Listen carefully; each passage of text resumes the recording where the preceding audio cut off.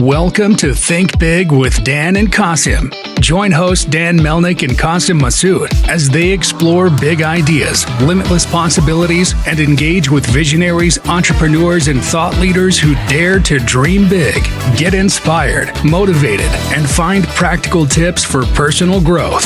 Think big, dream bigger, and ignite your potential.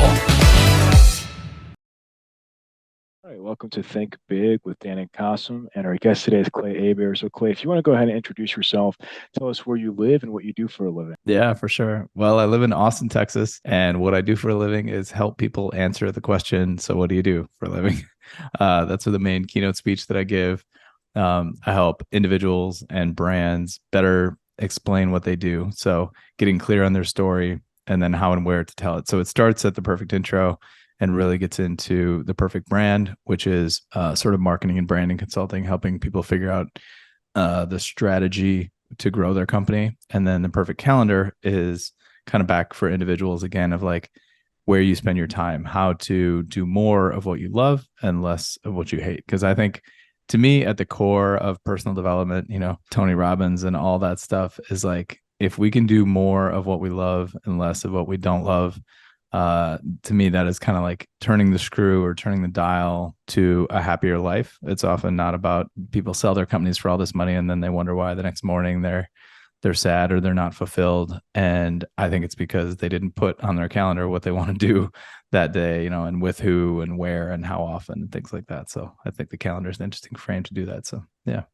Awesome. So how did you get the idea to go ahead and start this business? Yeah. So the perfect intro thing. So I'll back up a little bit. I spent 10 years at Accenture doing corporate consulting. Accenture is the largest consulting firm in the world. I think they still are. And it was great. It was a great place to start your career out of college, work hard, late nights, work hard, play hard with the client kind of thing. Eventually the work got to be a bit repetitive for me. That's kind of how Accenture is, as big as they are, is repetitive work. We implement Oracle, we implement SAP, certain kinds of transformational type of projects. To me, I'd done enough that content got a little bit boring. 2003, I was about halfway through my career there, and I found they were calling my name. I was flying in between two projects, and I ran into Hudson News in the airport. I had to grab a book quickly, so I ran to the new releases or business section. And there was this strange looking sort of purple book that had kind of a cow print, and I'm from Wisconsin. So it kind of spoke to me. I was like, what's this doing in the business section? I don't know. Good enough. Got aboard my flight, and it was Purple Cow by Seth Godin. So I finished it on that flight, short book, and it sort of blew my brains against the airplane window, like Quentin Tarantino. I was like, wow, this guy thinks about business innovation and marketing. And like, it was the first business book I had read that wasn't just business information, but actually spoke to me like the way that I see the world. So then I went home and subscribed to his blog and bought some of his prior books and just started inhaling all that. And it wasn't at that point where I was like, I got to leave Accenture. I basically was like, I need to bring this kind of thinking inside Accenture, because I thought our tagline at the time was innovation delivered. And I was like, we do the delivered part really well. We don't do the innovation part really well. Accenture is not known for thinking of new strategies and inventing Uber and things like that. And so I thought I found the book that would help us do that and think that way. And I sort of butt my head up against the wall for a few years trying to get Accenture to think more innovatively. And when I realized that they weren't going to quite go as fast as I wanted to, my role there was like, if I wanted to do that, full time, Accenture was not the place to do it. So in 2008, at the end of 2008, Seth actually blogged about an opportunity to study with him in his office. The title of the blog post is called "If You Could Change Your Life, Would You?" And I applied for that program and got in. There was kind of a crazy Hunger Games interview process and a wild application. And I was fortunate enough to get into that program. So that's when I left Accenture, spent 6 months with Seth Godin. Obama's first day was our first day. Spent 6 months there and then kind of learning from the master. And then I literally like Control-Alt-Delete started my career over at zero. Everything was zero. No clients, no money, no health insurance. And, but I had learned what I needed to learn from Seth, and I've been doing that for my clients ever since. So that's kind of the thing. It's evolved. The perfect intro specifically was 2013. I was at a conference and I completely blew my introduction to this guy sitting in the back. The guy sitting in the back was Matt Mullenweg, who invented WordPress that powers a quarter of the internet.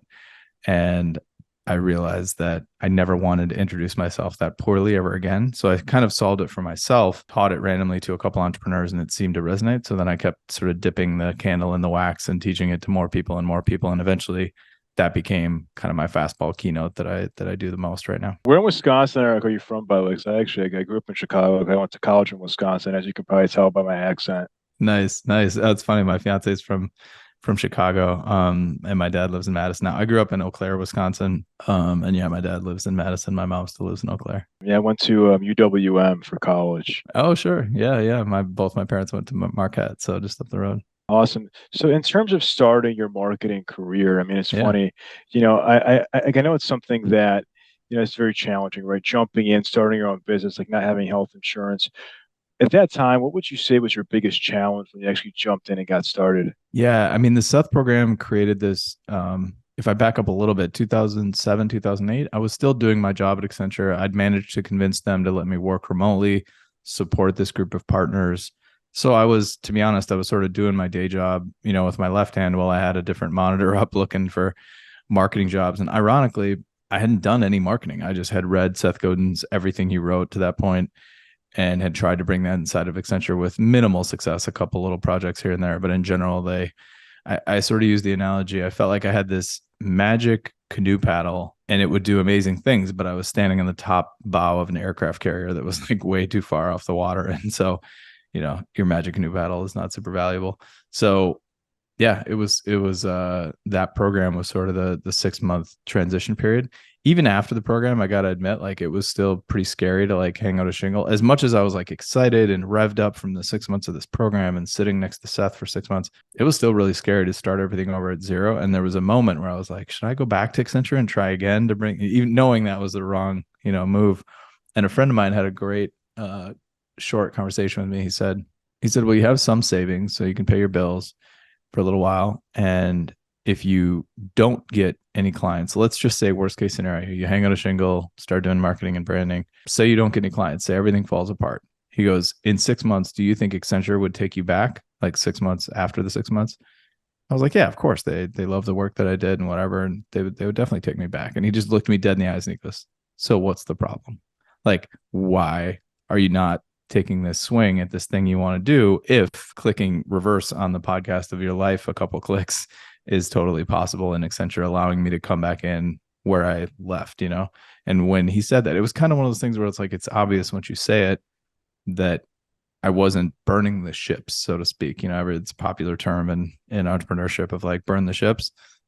Maybe, but maybe you don't have to burn the ships. And maybe knowing that you could go back allows you the headspace to go forward. Yeah, it's funny because I work for a consulting company that was bought out by PwC, and it's the same thing. I think we're talking about these, big four top consulting firms. At the end of the day, they're charging your client or their clients lots of money and taking a pretty big cut. So Yeah. when you can cut out that middle person and do your own thing, that makes a huge difference. The day that I knew I was going to leave Accenture was the day that I saw the spreadsheet of what they were charging the client versus what they were paying me. And granted, like, there's a brand and you're selling a much larger project and you're not, but that percentage, when I saw that, I knew that I was not long for that firm.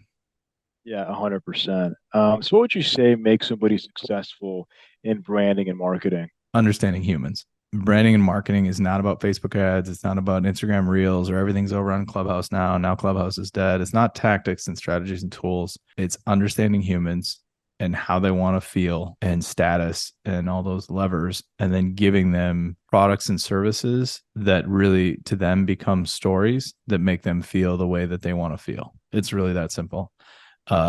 One of my favorite examples of this, I love Yeti coolers, and I don't love them because they're a $300 cooler. Like Yeti built a brand around a story that your cooler should be cooler. Before Yeti, the Coleman 5-day extreme that worked fine and kept your food cold and whatever. If the three of us went camping, pretty sure that Coleman would keep the food cold long enough for us to get back to civilization. We weren't that far off the trail. And Yeti sort of created this story that, it keeps the ice cold for 15 days. Has any of us really needed that? The 5 to the 15, maybe. But more importantly, the story that Yeti created is I'm willing to have this luxury product because I'm a certain type of person. I'm the type of person who is outdoorsy or invests in, it's the masculinity and the traits that Yeti confers by owning a Yeti product. The cooler is really just the symbol of the masculinity and the identity. And yes, it's a better cooler, 100%. It's a 3 times better cooler. The Coleman costs $33. The Yeti should cost $100 if you're charging for a better cooler. So where does the extra $200 come from? It comes from the brand and the story and the identity and the masculinity, because let's say my neighbor buys a brand new F-150 and I'm still pushing a 7-year-old Chevy Silverado, and he gets to brag and rev up his F-150 and, make snide comments to me about my old truck. What do? I buy a Yeti cooler and I'm like, yeah, nice Coleman, Jeff. Put it in your, put your Coleman in your F-150. It's like a way that psychology, right? And that's just one example, right? Another one is Yeti. It wasn't their tagline, but they seeded a little YouTube video. They put a bunch of steaks and blood and meat into a cooler and then into a Yeti and then cinched it down. And then they put it out in the woods in Alaska, and a grizzly bear came up and tried to paw at it and get inside of it, and it couldn't. And then the money shot of the video is the grizzly bear sulking away because he couldn't get into the cooler. Now that speaks to outdoorsy and masculinity and identity. And, it's almost like built Ford tough, but for coolers. Now, the funny thing is Yeti is based here in Austin, Texas, where I'm based. There's not a grizzly bear within 1,000 miles of Austin, Texas. That is not a problem that most Yeti customers run into often, but it tells the right story, right? Just like in every Super Bowl ad, what's the thing they do in every Super Bowl ad, Super Bowl truck ad that never happens in real life? They drop an iron I-beam from 20 feet, They're like, Dan, let her go, break the chains. And then the thing drops in the concrete. And we all sit there and, sip our drink. And we're like, yeah, that's what people do with trucks. That's not what people do with trucks. The new $80,000 Ford F-150, you polish that. And if it branch scratches it, you take it in and you keep it pristine. You're not like the guys who go to the job site and are dropping, they really don't drop concrete in the truck. They put it in the truck, but they know what truck to buy. The commercial is not for them. The commercial is for the skinny accountant who feels like less of a man, but if he buys an F-150 and now I get the cooler and so on and so on. So I love brands and stories, and what makes somebody good at that is it's not tools and tactics. That's the last mile. And of course you need a way to get the message out. But if you nail the psychology, another story I love. Have you guys heard of Last Crumb cookies? I don't think I have, no. So it's interesting. They sell cookies. They're $160 for a dozen cookies, and they mail you a box that's this big, and the cookies are like this big. So like the cookies are delicious, but you don't need a huge box of a dozen massive cookies for yourself. So what are you actually buying? Well, you're buying being the coolest person at the party everyone else brings a $80 bottle of wine. You bring $160, birthday present or whatever. That's all anyone at the party talks about for 2 hours is, oh my God, look, it's huge. It's this thing. It's this experience. Each cookie feeds 4 or 5 people. And so it's not Chips Ahoy. You're not buying a cookie. You're buying being the coolest person at the party. And the cookie is just the experience that allows you to get there. You're buying being the thing that everyone talks about. Now, is that for everybody? No. Most people want to go to a party and have a safe bottle of Pinot Noir and hand it to the host, and they want to blend in. But there's certain people who want to show up at the party and be like, Clay's here, or, whoever, and create a conversation with that box, right? That, and then 2 of the people that eat the cookies have that experience. And then for the next birthday party, they order a box of Last Crumb. So brand is what allows you to charge $300 for a cooler that's functionally $100, or $160 for a box of cookies that's really not cookies at all. Yeah, that makes sense. So Clay, what's the role of technology in your business right now? What technology do I use in the business? Yeah. I'm a big fan of I'm a technology geek. I feel like the arc of apps that people use as they become more on the sort of productivity spectrum, it starts low, goes high, and then sort of settles about halfway, which is like I went from too many apps and too many things in the dock and apps and tools. I love apps and tools, but to be productive, eventually you kind of settle down to the core one. So obviously Zoom, I use Descript for podcasts, my own podcast stuff, and then chopping up clips and all that other stuff, transcribing. Yeah, I love all these tools. Readwise, I'm trying to use Readwise Reader to put all of the information that I consume away from my email inbox. So my email inbox is communication with clients and everything else, because, you know, even though I have a secondary email address, I've used the primary one too many times to sign up for interesting things, interesting newsletters, lead magnets, etc. And so of the 100 emails I get every day, maybe only 10 of them are relevant, but as a result, I get behind. And so I'm going to, I think, hire a VA to take everything that's not an email from a human and put it in Readwise Reader. So I like that. What are the other tools? I use things for like a personal to-do system. Apple Notes is very underrated. I was a late adopter to Apple Notes maybe 3-4 years ago. And man, I'm telling you, Apple like figured it out. They're like, no bells and whistles, Keynote, Notes. Freeform is a really cool new app. Have you guys heard of Freeform? It's like on the Mac. No. It's built into the Mac operating system, just like Notes or Keynote, but it allows me to do visual mapping of like, just think of like colors, shapes, boxes, work, you know, user flows, everything else, stuff that's like not as complex as Visio or Lucid Chart.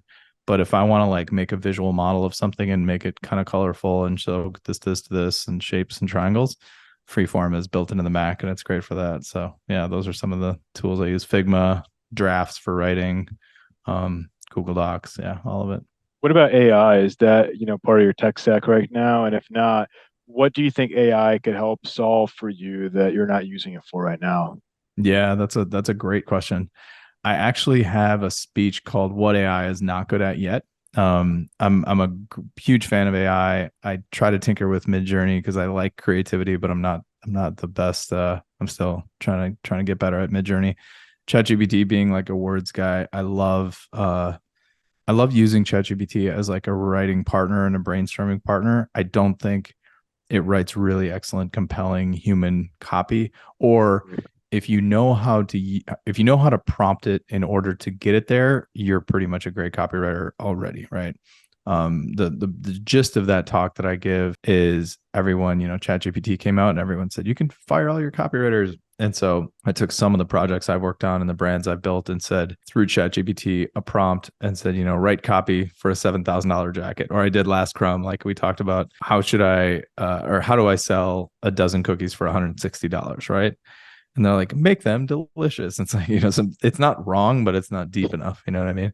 So, but I like those tools. I am using it in my workflow. I'm trying to remember more when I am writing a piece or outlining a piece to use it as a tool, right? I don't think you can put in 5% effort and get 100% of a quality piece, depending on the level of creativity, right? It's a little bit like Google.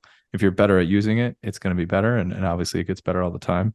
But it's not writing copy to sell $7,000 jackets right now. No, I think also it's like if you have a good copywriter, to your point, and if, or for example, if you're able to use data and machine learning from the data of that company, they could write good copy. But it just, you know, open AI pulling random stuff from the internet, you know, that's not going to be the most effective way to talk about a specific brand.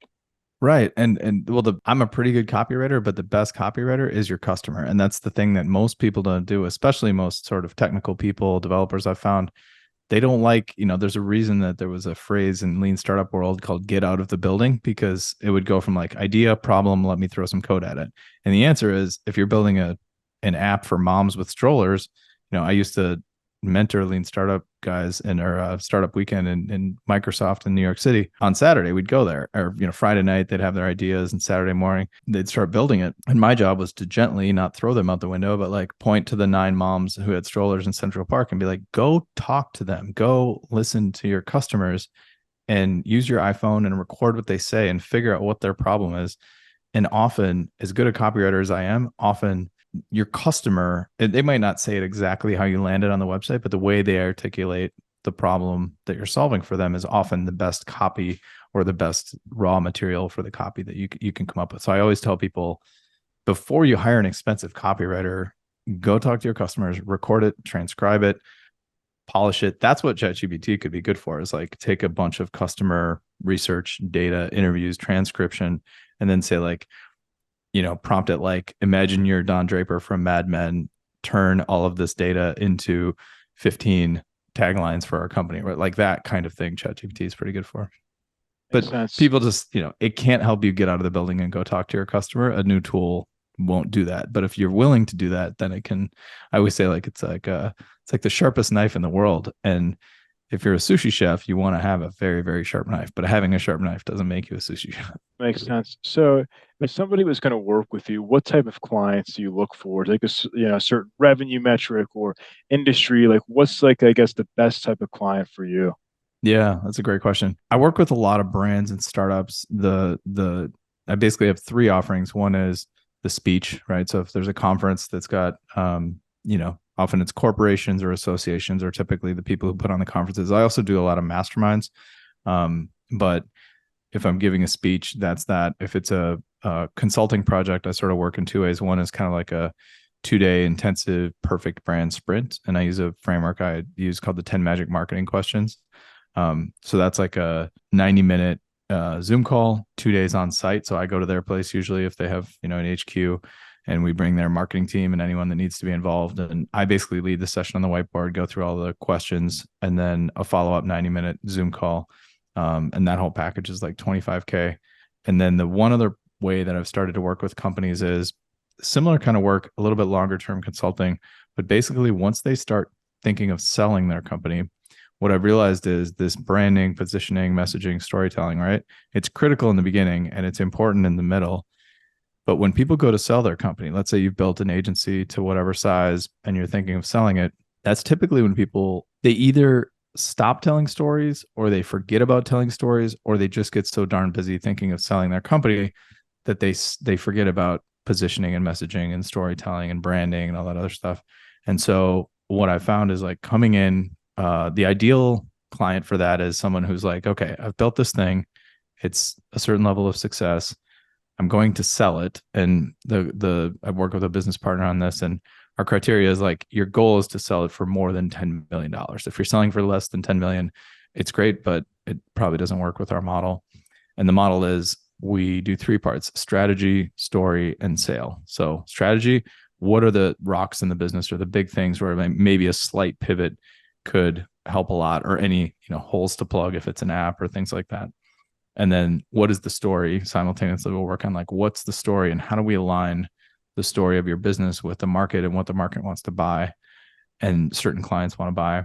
And then the sale, working through the sale, and then also all of the sort of founder therapy, leading into it. So we avoid as much as possible the whole, you sell your company, you assume it's going to be ringing the New York Stock Exchange in a ticker tape parade, but it actually feels like you sold part of your soul and nobody called you that day. And, so you have the biggest number you've ever seen in your bank account and you're actually really depressed.